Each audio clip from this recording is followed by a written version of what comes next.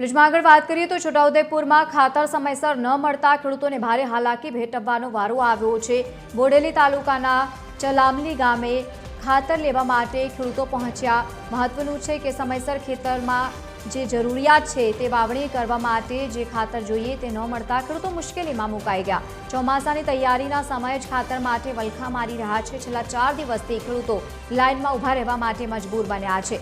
મહત્વનું છે કે સર્વર ડાઉન હોવાથી ઓટીપી સમયસર ન મળતા ખેડૂતોને ખાતર મેળવવામાં મુશ્કેલી પડી રહી છે। ત્યારે ખેડૂતોએ આ સમસ્યાનો વહેલી તકે ઉકેલ આવે તેવી માંગણી કરી છે।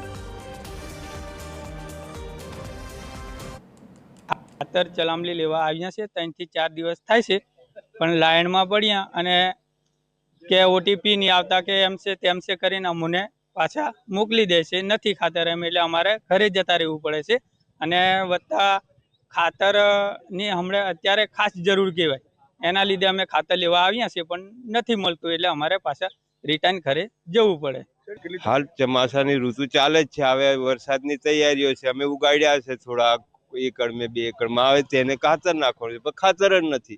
બહુ તકલીફ પડે છે ખાતરની। ખાતર જ ટાઈમે નથી મળતું એટલે શું અમારે શું નાખવાનું? આજે 4 દિવસ થયા છે અમે અહીંયા આવીએ છીએ। ખાતરની જ માંગણી અમારી, બીજી શું માંગણી હોય? તો જોઈએ ને નાખવા માટે। ચોમાસું તો આવી ગયું છે એટલે વાવણીનો સમય થઈ ગયો, વાવણી કરી દીધી, કપાસ બી આટલા થઈ ગયા તો અમારે ખાતર જોઈએ ને ટાઈમે। બહુ તકલીફ પડે। અમે 4 વાગ્યાના લાઈનમાં આવીને 4 દિવસથી આવીએ છીએ લાઈનમાં। હજુ અમારે ખાતરની જ માંગણી જોઈએ, બીજું શું માંગીએ? ખાતરની તંગી લઈને છોટાઉદેપુર જિલ્લાના ખેડૂતો પારાવાર મુશ્કેલી ભોગવી રહ્યા છે।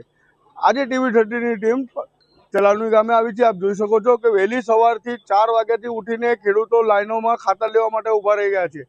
ખેડૂતો માંગ કરી રહ્યા છે કે હાલ ચોમાસાની ઋતુ ચાલી રહી હોય અને તેઓને વાવણીમાં ખાતરની જરૂર હોય ત્યારે ખાતર તેઓને મળતું નથી અને તેના કારણે તેઓ પારાવાર મુશ્કેલી ભોગવી રહ્યા છે।